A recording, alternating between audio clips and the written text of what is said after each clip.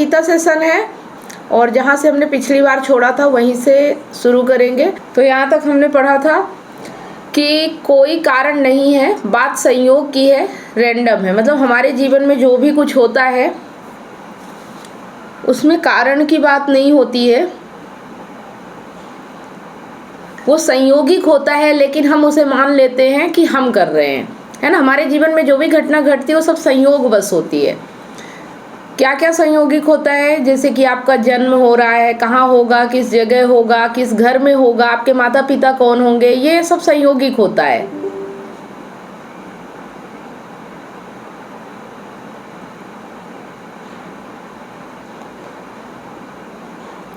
ठीक है, तो अब आगे हम समझेंगे। इतना तो समझ में आ गया ना कि हमारी ज़िंदगी में जो कुछ भी होता है संयोग मात्र है, कोई कर्ता वर्ता नहीं है और कोई कर भी नहीं सकता है। ठीक है, तो जिस तरह से हम ये चीज़ें समझ लेते हैं कि जो चीज़ हमारे हाथ में नहीं है वो हम नहीं कर सकते, लेकिन कुछ चीज़ों को हम सोचते हैं हम नहीं करेंगे तो होगा नहीं, और यहीं पे हम आके अटक जाते हैं। तो चलिए इसके आगे समझते हैं। नॉर्मल डिस्ट्रीब्यूशन नहीं जानते। नॉर्मल डिस्ट्रीब्यूशन का मतलब ही यही होता है, आप अपने हाथ में चावल ले लें, चावल के दाने दोनों हथेलियों में भर लें और ऐसे ज़ोर से उछाल दें ऊपर की तरफ, उछालने का इशारा करते हुए ज़ोर से उछाल दें तो नीचे गिरते हैं।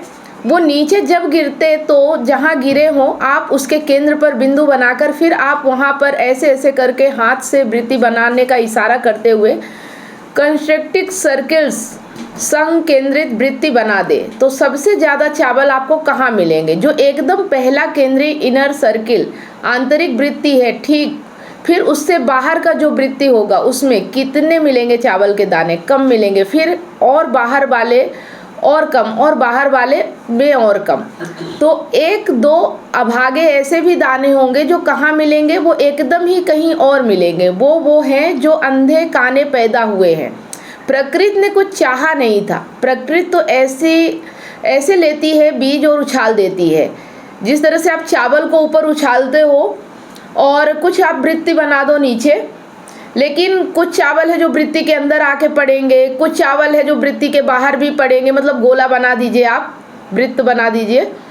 तो ये हमारे हाथ में नहीं, हमने उछाल दिया, कौन सा चावल कहाँ जाएगा कुछ पता नहीं है, संयोग है उछालने के बाद। उसी तरह से प्रकृति है, बीज उछाल देती है, छींट देती है और कहीं कुछ गिरा कहीं कुछ गिरा। ये भी एक संयोगिक है। प्रकृति को भी नहीं पता होता कि किसका क्या होगा। ये इतना लाइट इधर, उसके पीछे प्रकृति स्वयं भी कारण नहीं है। वो तो बस ऐसे उछाल दिया, ऐसे उछाल दिया ऊपर, कुछ पता नहीं, मतलब एकदम से ऊपर की ओर उछाल दिया और वो कहाँ कहाँ क्या होगा कुछ भी पता नहीं। वैसे ही प्रकृति होती है, यहाँ जो भी होता है एक तरह से जैसे हम समझने के लिए कि चावल को उछालेंगे तो उसके दाने कहाँ कहाँ जाएंगे पता नहीं है ना। कभी संयोग बस जो आपने गोला बनाया उस पर भी पढ़ सकते हैं, इधर भी पढ़ सकते हैं, इसके बाहर भी पढ़ सकते हैं। तो उसी तरह से मनुष्य का जीवन भी है, जो जीव होता है संसार में, ये सब एक तरह से संयोग की बात होती है, गुणों की बात होती है। या आपको अगर कारण खोजने भी है तो आपको फिर अनंत कारण खोजने पड़ेंगे। अनंत कारण बीज कितने थे हाथ में, वो किस कन्फिग्रेशन में थे, कितनी गति से और किस कन्फिग्रेशन से किस ट्रेजेक्टरी पर हाथ ऊपर गया, हवा किस गति से बह रही थी, वो ऊपर जाकर के दाने आपस में कैसे टकराए, दाने नीचे गिरने के बाद भी आपस में कैसे टकराए, जब वो नीचे गिरे तो हवा की गति का जो कर्व था, डिस्ट्रीब्यूशन वितरण था, वो क्या बदल गया। यहाँ तक भी फर्क पड़ जाएगा कि ये सारा काम किस लैटिट्यूड पर हो रहा है, क्योंकि गुरुत्वाकर्षण से लेकर के हवा की गति तक सब कुछ इस पर निर्भर करता है। मतलब जो चीज़ हमारे साथ हो रही है, जिस तरह से कि चावल को आप बार बार एक ही जैसा उछालोगे फिर भी उसमें अलग अलग जगह अलग अलग तरीके से होगा, वो सब इस पर निर्भर करता है। हवा कैसे चल रही है, गुरुत्वाकर्षण कैसा है, तो ये सब चीज़ें उस पर निर्भर करती है। वैसे ही हमारे जीवन में जो कुछ भी होता है वो भी प्रकृति के गुणों के कारण ही होता है। किसके साथ क्या होगा कैसे होगा वो उसके गुणों पे डिपेंड करता है, वो हमारे हाथ में नहीं होता। प्राकृतिक गुण जो होते हैं ना वो ऑटोमेटिक हमारे जीवन में आते हैं वो उस पर हमारा कंट्रोल नहीं होता। तो जैसा कि हमने पिछले बात की थी कि हमारे जो 3 गुण होते हैं, रजोगुण, तमोगुण और सत्वगुण, यही मेन चीज़ें होती हैं और इन्हीं गुणों के कारण ही हमारे जीवन में जो कुछ भी होता है, प्रकृति भी इन्हीं पे चलती है और हमारा शरीर भी इन्हीं गुणों के आधार पे चलता है। तो यहाँ तक कि उछाली हुई चीज़ स्विंग कितना करेगी ये भी इस पर निर्भर करता है कि ये काम किस स्थिति में हुआ। अब आपको फिर अनंत कारणों को लेकर के गणना करनी पड़ेगी, तो पता चलेगा कि कौन सा दाना कहाँ जाकर गिरेगा। या सीधे सीधे ये कह दीजिए कि बात संयोग की है, क्योंकि 200 दाने हो तो फिर भी गणना की जा सकती है, 400 दाने हो तो ये पूरा डिस्ट्रीब्यूशन ठीक ठीक पता करने में बहुत ज़बरदस्त कंप्यूटर चाहिए, 4000 दाने हो तो सुपर कंप्यूटर चाहिए। लेकिन प्रकृति में कितने दाने हैं जो प्रतिपल उछाले जा रहे हैं, अनंत, तो सुपर कंप्यूटर का भी बाप चाहिए जो ठीक ठीक बता पाए कि कब क्या कहाँ कैसे हो रहा है। ठीक है, प्रकृति में जो है वो अनंत है, यहाँ कोई गणना नहीं की जा सकती। तो करने को तो गणना इस बात की भी की जा सकती है कि एक पेड़ में 250 शाखें हो तो साफ साफ बताया जा सकता है कि किस शाख में किस जगह पर पहले फूल फिर फल लगेगा, बिल्कुल बताया जा सकता है। पर वो गणना करना सुपर कंप्यूटर में आ जाता है। अब ये एक पेड़ की बात है और अनंत पेड़ हो तो समझ में आ रही है बात कि हम एक इंसान के लिए तो सोचते हैं कि उसके जीवन में ये यहाँ ऐसे हो रहा, उसके करने से हो रहा, उसके, लेकिन यहाँ सोचो कि कितनी चीज़ें हैं, कितने जीव हैं, है ना। तो ये सब प्रकृति में सब अपने आप हो रहा है, बस मनुष्य ही ऐसा है कि वो सोचता है कि मैं कर रहा हूँ। तो वो चीज़ रैंडम है, उसमें कुछ नहीं रखा है। मनुष्य पगला बनता ही इसलिए है क्योंकि जो कुछ मात्र संयोगिक होता है उसको वो आत्मिक समझ लेता है।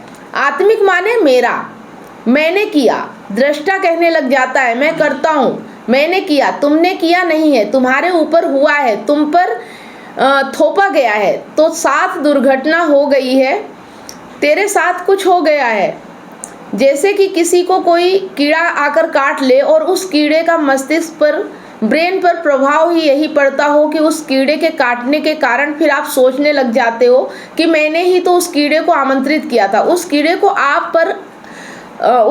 का आप पर असर ये पड़ता है कि आप अपने आप को उस कीड़े का आमंत्रण दाता समझने लग जाते हैं, प्रेमी समझने लग जाते हो। मैंने इस कीड़े को आमंत्रित किया, वो उस कीड़े को काटने का असर है कि तुम्हें अब लग गया है कि वो कीड़ा बहुत महत्वपूर्ण है और तुम्ही ने तो न्योता दे देकर कीड़े को बुलाया हो, जैसे ये तुम्हें लगने लगा। घटना बस घटी है। तो मुक्त की पहचान आप ऐसे भी कर सकते हैं, वो पराये पचड़ों में नहीं पड़ता। मुक्ति का मतलब यही है, कोई मुक्त है माने किससे मुक्त है, प्रकृति से मुक्त है। जो हम बात करते हैं ना मुक्ति की, आज़ादी की, स्वतंत्रता की, तो जो व्यक्ति प्रकृति से मुक्त है, मतलब अपनी प्रकृति से, हमारे भीतर जो भी भाव उत्पन्न हो रहे हैं, जो भी भावनाएं, जो भी विचार, जो भी चीज़ें चल रही हैं, उन चीज़ों से जो मुक्त है वो ये सोचता है ये सब प्राकृतिक है, ये मेरा कंट्रोल इस पे नहीं है, तो मुझे इस पे पढ़ना भी नहीं, आ रहे जा रहे मुझे कोई लेना देना नहीं है। ठीक है, जो ये नहीं समझता कि मैं ही सब कुछ कर सकता हूँ, मैं बदल सकता हूँ, वो इंसान मुक्त है। और प्रकृति का मतलब क्या होता है, कौन से दो, जो कर्ता प्रतीत होता है और दूसरा जिसके ऊपर हो रहा है, यही दोनों होते हैं ना, दृश्य और दृष्टा। मतलब जो हम कहते हैं कर्ता, दृष्टा देखने वाले, और जो बाहर होता है, जो भी व्यक्ति या वस्तु जो भी है, उसके ऊपर जो देखने वाला है और जो वस्तु है, हम ये दोनों को ही समझने लगते हैं कि मेरे द्वारा ही बाहर कुछ हो रहा है, जबकि ऐसा नहीं होता है, ये सब संयोगिक होता है। तो जो ये चीज़ समझ जाता है वो मुक्त होता है ना, जो ये चीज़ समझ जाता है, जो ये चीज़ जान जाता है कि जो भी हो रहा है वो सब प्रकृति का खेल है, यहाँ हमारा कोई लेना देना नहीं। हमारा से मतलब है मैं से, अहम से, है ना। अहम बोलता है कि मैंने सब कुछ किया, तो अहम से कोई लेना देना नहीं है। और ये सब जो है ये प्रकृति का खेल है, गुणों का खेल है। तो आप इसे बस देख सकते हो, समझ सकते हो और जान सकते हो, और इससे जान के मुक्त हो सकते हो कि हमारा कोई कंट्रोल नहीं, तो हम कुछ कर भी नहीं सकते, बस हम चुनाव कर सकते हैं, निर्णय ले सकते हैं कि जो भी हो रहा है उसमें अब हमें क्या करना है। तो मुक्त वो जो इन दोनों को ही जान लेता है कि ये पराये घर की बातें हैं, जो अपने आप को इफेक्ट बोलता हो, मुक्त कहता है, मेरा लेना देना नहीं इससे। जो अपने आप को काज बोलता हो, कर्ता या कारण बोलता हो, वो कहता है इसमें भी मेरा कोई लेना देना नहीं, यही मुक्ति है। समझ में आ रही है बात की मुक्ति क्या है, कि जो संसार में जो कुछ भी हो रहा है वो कहे कि मेरा लेना देना कुछ भी नहीं है, ये सब प्रकृति का खेल है। और इस खेल को हमें बस देखना है ना। ना दुखी होना है ना सुखी होना है, यहाँ सब कुछ होगा, दुख भी होगा सुख भी होगा। जो दुख और सुख दोनों को समझने लगे, जो जान जाए कि ये तो प्रकृति और यहाँ सब कुछ होता है, वो फिर आदमी मुक्त हो जाता है। तो सबसे निचले तल का हमने मन क्या कहा था? अधार्मिक। वो क्या करता रहता है? लिप्त होता रहता है, वो कर्ता बना रहता है, और जितने तरीके के उसको विषय मिल सकते हैं वो सब में जा जाकर घुसता रहता है। जो अधार्मिक मतलब कि जो सबसे निचले तल का होता है, वो सोचता है कि ये सब कुछ मैं ही कर रहा हूँ, वो सब में लिप्त होता रहता है, और वो सोचता है कि मैं यहाँ कुछ कर रहा हूँ और मेरे करने के फलस्वरूप आगे उसका फल आएगा। मैं कारण हूँ, मैंने कार्य किया, आगे उस कार्य का फल आएगा, और वो जो फल आएगा बड़ा रोचक होगा, क्या मधुर फल होगा। ये सबसे निचले तल का आदमी होगा, ठीक है। तो जो निचले तल का आदमी है वो बाहर जो कुछ भी हो रहा है उसका कर्ता बनता है, और फिर जब उसका फल आता है तो भोक्ता भी बनता है। मतलब फिर दुखी भी होता है, परेशान भी होता है कि अब मुझे ये फल नहीं चाहिए था लेकिन ये मिल गया। पर वो ये नहीं देख रहा है कि जहाँ उसे नहीं घुसना था वहाँ घुस गया, तो फल तो उसे भुगतना ही पड़ेगा। तो इससे ऊपर के तल का आदमी कौन सा होता है? जो शायद कभी निचले तल पर था, बंधन उसने खूब अनुभव किए, बंधनों में वो जकड़ा भी हुआ है, पर अब कह रहा है कि अगर मुझे कर्ता बनना ही है तो मैं कर्म वो करूंगा जो मेरे कर्तृत्व को छीण करे। ये धार्मिक चित्त है। धार्मिक मन कर्म करता है, पर इसलिए करता है ताकि वो कर्ता ना रहे। मतलब अब कर्म करेंगे तो बंधन के लिए नहीं करेंगे, अब कर्म करेंगे मुक्ति के लिए कर्म करेंगे, ठीक है। तो अभी तक जो बंधन में है, जो अपने आप को बंधन में महसूस कर रहा है, जो मोह में घिरा हुआ है, जो डर रहा है, जो लालच में है, तो समझ जाओ अभी आप निचले तल पे हो।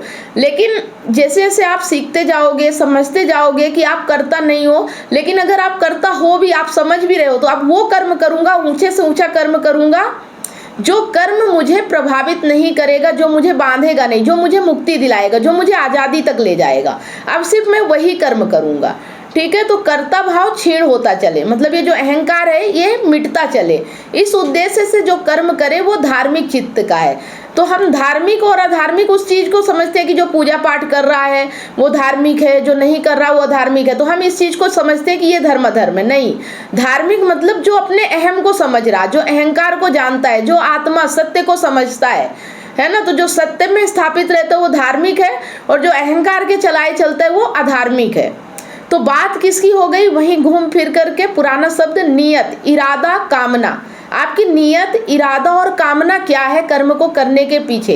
धार्मिक चित्त वो जिसकी कामना निष्कामता की है, मतलब कुछ पाना नहीं है ना, कुछ चाहिए नहीं। और अधार्मिक चित्त वो जिसकी कामना भोग की है कि कुछ मिल जाए तो मुझे पूरा होना है, मुझे मजा लेना है, मुझे आनंद लेना है। तो जिसकी कामना भोग की हो उसको ही कामी बोला जा सकता है, वो कामी है। और जिसकी कामना मुक्ति की हो उसको फिर कामी नहीं बोलते, उसको साधक बोलते हैं, उसको योद्धा भी बोल सकते हैं। वो फंसा हुआ है लेकिन बाहर आना चाहता है, वो घिरा हुआ है पर घेरा तोड़ना चाहता है। और इन सबसे ऊपर फिर कौन है? मुक्त है। उसने घेरा तोड़ दिया, उसमें हमें बहुत मतलब नहीं है, हम उसकी बात कम से कम करना चाहते हैं। उसकी बात करना वैसा ही है कि जैसे आसमान में खजूर लटके हैं, बताओ स्वाद कैसा है, कैसा स्वाद है बताओ, मस्त स्वाद है, सब बता देंगे।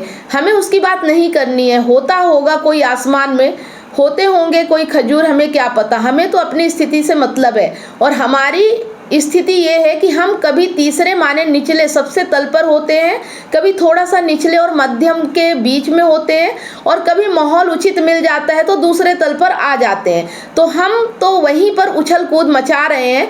हमें बात तीसरे और दूसरे ही तल की करनी है, अधार्मिक अहम और धार्मिक अहम, हमें इन दोनों पर ही ध्यान देना है, ठीक है। मतलब हमें अभी ये नहीं देखना है कि मुक्त कैसा होता है, ठीक है, मुक्त व्यक्ति कैसा होता है इस पे हमें बात नहीं करना। अभी तो हम बंधन में है ना, अभी तो हम तड़प रहे हैं, तो अभी हमें धीरे धीरे पता चल रहा है, तो धीरे धीरे हम प्रयास कर रहे हैं उस बंधन को तोड़ने का। तो बात करेंगे सबसे निचले स्तर का और दूसरे स्तर का कि वो कैसा होता है। तो निचले स्तर में जो है वो बंधा हुआ है, और जो थोड़ा थोड़ा अब आज़ाद हो रहा है, जो अपने आप को समझ रहा है, जो ये जान रहा है कि ये सब जो बाहर की दुनिया है वो अपने आप चल रही, मैं फालतू कर्ता बन रहा हूँ इसलिए मैं बंधन में हूँ, जो ये चीज़ समझ रहा वो धीरे धीरे अब मुक्त हो रहा, मतलब दूसरे तल पे आ रहा। तीसरे की तो बात ही है, वो कोई करोड़ों में कोई एक होता है, तो वहाँ तक पहुँचने में बहुत टाइम लगता है। कम से कम दूसरे पे आ गए, अपने बंधन समझ में आ रहे, यही बहुत बड़ी बात है, ठीक है।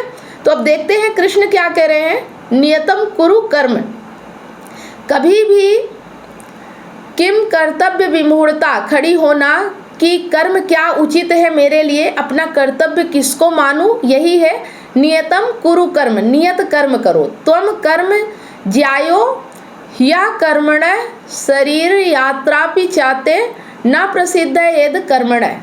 तो सबसे पहले जो अंत में बात कही है उसको एक तरफ कर देते हैं समझकर, और वो ये है कि देखो अगर कर्म एकदम ही रुक गया तो तब तो शरीर ही गिर जाएगा ना, शरीर की यात्रा चलती रहे इसके लिए कर्म तो हो ही रहा है।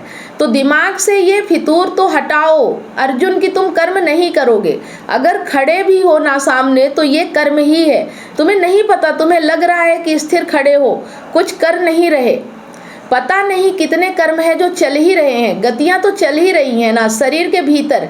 किसी का शरीर ऐसा हो सकता है कि शरीर है फिर भी गति नहीं है, शरीर मर भी जाता है तो भी गति होती है। शरीर माने क्या होता है, हम सोचते हैं शरीर माने बस जीव का शरीर, कोई एक इकाई है क्या शरीर? तुम्हारे शरीर में करोड़ों तो बैक्टीरिया बैठे हुए हैं, ना जाने वो कैसी कैसी गतियां कर रहे हैं। आप यहाँ बैठकर कह सकते हैं कि आप गीता सुन रहे हैं, वो बैक्टीरिया अपने ही काम में लगे हुए हैं अंदर। तो गति तो पता नहीं कितनी चल रही है, शरीर के होने भर से चल रही है, वो भी आपके शरीर का हिस्सा है। वो ना हो तो आप अभी मर जाएं तुरंत। जितने आप बैक्टीरिया रखकर घूम रहे हैं वो ना हो तो इंसान एक दिन ना जिए, तो वो भी तो शरीर ही हुए ना, फिर हमारा वो सब अपना काम कर रहे हैं। अगर तुम्हारा ये विचार है कि कर्म त्याग कर दोगे, थोड़े देर पहले कहा था ना अर्जुन ने कि अरे सन्यासी ही इतनी अच्छी बात है और ज्ञान ही इतनी अच्छी बात है, तो बाबा मेरे को कर्म में काहे धकेलते हो? तो बोले देखो पहली बात दिमाग से ये विचार, ये आइडिया एकदम हटा दो कि कर्म रुक भी सकता है, एकदम हटाओ, खाली करो, फिर आगे की बात करेंगे। तो यहाँ तक जाकर कह दिया अर्जुन तुम कुछ भी ना करो, स्थिर खड़े हो जाओ बिल्कुल, तो भी तुम कर्म तो कर ही रहे हो, क्योंकि उसके बिना तो शरीर यात्रा ही रुक जानी है। जीव के होने का अर्थ है कि एक न्यूनतम तल पर तो कर्म चल ही रहा है, तुम चाहो चाहे ना चाहो, ठीक है। तो अब आपने सांस लिया, आप कर्म कुछ नहीं करते, आपने सांस ली, वो छोटे मोटे उसमें कीटाणु आकर फंस गए और नाक में मर गए। आप तो बड़े हिंसक आदमी हैं, वो तो मर गए, लेकिन आपके सांस लेने भर से कैसे रोक लोगे, कैसे रोक लोगे बोलो? आप कहीं खड़े हो, आपके खड़े होने भर से किसी की मृत्यु हो सकती है, किसी का जन्म हो सकता है, आप कैसे रोक लोगे? तो बोले ये सब हटाओ, इंसान जब तक है कर्म तब तक है। तो हम इस बात को तो अब बिल्कुल खारिज करते हैं, और अर्जुन दोबारा ये बोलना मत कि कर्म तो नहीं करूँगा। अगर जीव है तो कर्म तो है, अगर जीव है तो कर्म तो है। अब आगे की बात करते हैं कि फिर कर्म कौन सा है, लेकिन जो आगे की बात है वो सबसे पहले ही कर दी है कृष्ण ने श्लोक में, नियत कुर्म कर्म, ठीक है। मतलब कौन सा कर्म करना है? नियत कर्म करना है। ये बात आपको ले जाती है वो जो मध्यम तल पर खड़ा हुआ है उस व्यक्ति के पास, जो हमने कहा था मुक्त है, वो हो गया नियति प्राप्त, वो अपनी नियति पर अब पहुंच गया, वो नियति आरूढ़ है। नियति किसको बोलते हैं? आत्मा को, सत्य को,